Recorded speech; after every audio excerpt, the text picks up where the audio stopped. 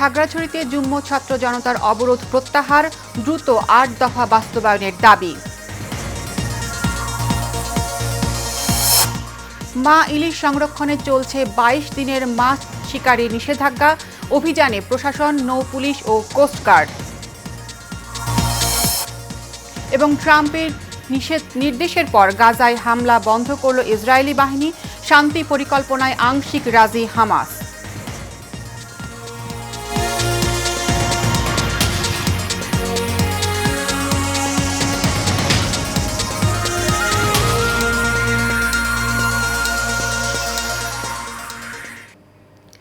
স্বাগত এশিয়ান নিউজে, আপনাদের সাথে আছি আমি তাসনিমা রোকাইয়া।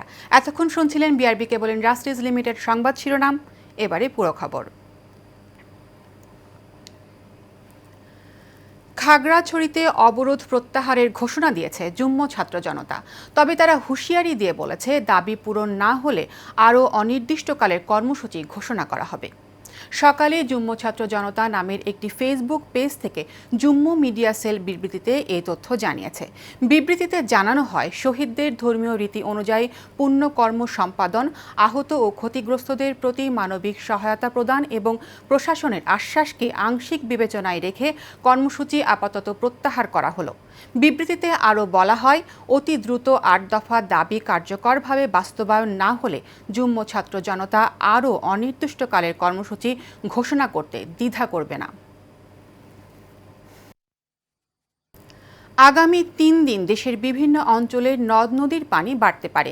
এতে অন্তত ৫ জেলার নদী সংলগ্ন নিম্নাঞ্চল সাময়িকভাবে প্লাবিত হতে পারে। শুক্রবার পানি উন্নয়ন বোর্ডের পূর্বাভাস সতর্কীকরণ কেন্দ্রের বন্যা সতর্কতায় এ তথ্য জানানো হয়েছে। এতে বলা হয়েছে, রংপুর বিভাগের তিস্তা, ধরলা ও দুধকুমার নদীর পানি সমতল আগামী ৩ দিন বৃদ্ধি পেতে পারে। এ সময় তিস্তা নদী সতর্ক সীমার প্রবাহিত হতে পারে এবং লালমনিরহাট এবং নীলফামারী জেলার নদী সংলগ্ন নিম্নাঞ্চল সাময়িকভাবে প্লাবিত হতে পারে।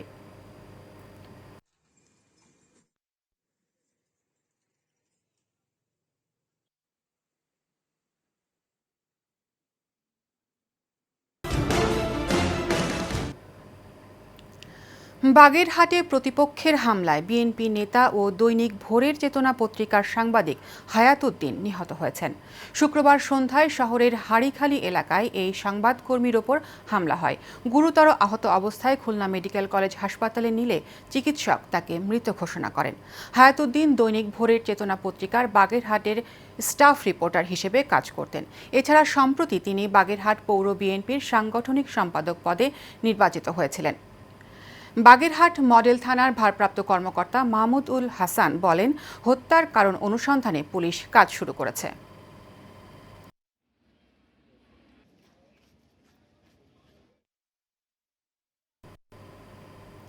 গাজীপুরের শ্রীপুর উপজেলার এমপি মার্কেটে যাত্রা শুরু করেছে খুশি মিঠাই ঘর।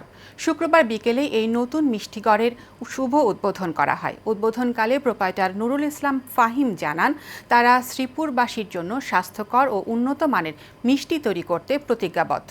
এখানে ভোক্তারা টাটকা, সুস্বাদু এবং ঐতিহ্যবাহী নানা ধরনের মিষ্টি পাবেন। খুশি মিঠাই ঘরে বর্তমানে বিভিন্ন ধরনের ঐতিহ্যবাহী ও আধুনিক মিষ্টি পাওয়া যাচ্ছে।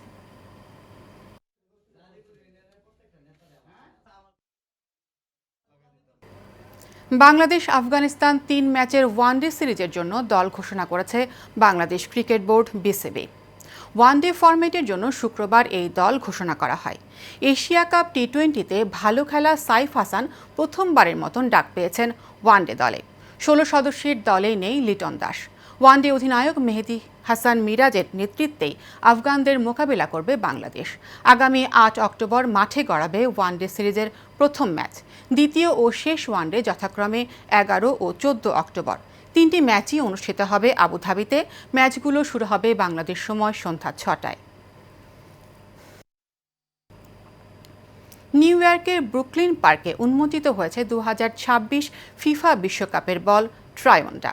বৃহস্পতিবার এক জমকালো অনুষ্ঠানের মাধ্যমে উন্মোচন করা হয় বলটি। বলটির নকশা ৩ আয়োজক দেশ যুক্তরাষ্ট্র, মেক্সিকো এবং কানাডার ঐক্যের প্রতিনিধিত্ব করে। বলটি ডিজাইন করেছে অ্যাডিডাস।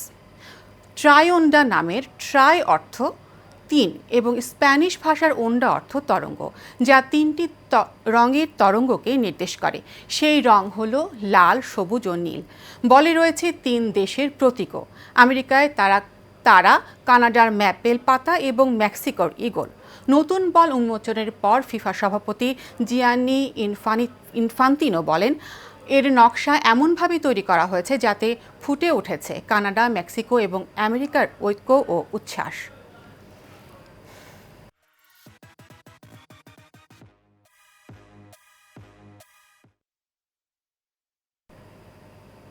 শেষ করব এশিয়ান নিউজ। তার আগে বিআরবি কেবল ইন্ডাস্ট্রিজ লিমিটেড সংবাদ শিরোনামগুলো জানিয়ে দেব আরও একবার।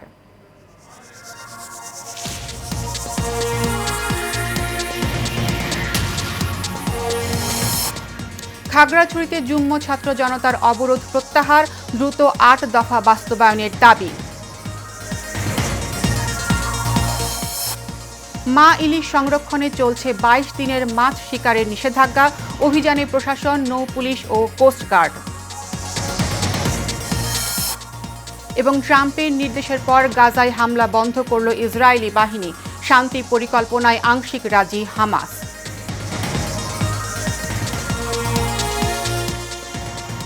এশিয়ান নিউজ এ পর্যন্তই। পরবর্তী সংবাদ দেখার আমন্ত্রণ জানিয়ে বিদায় নিচ্ছি।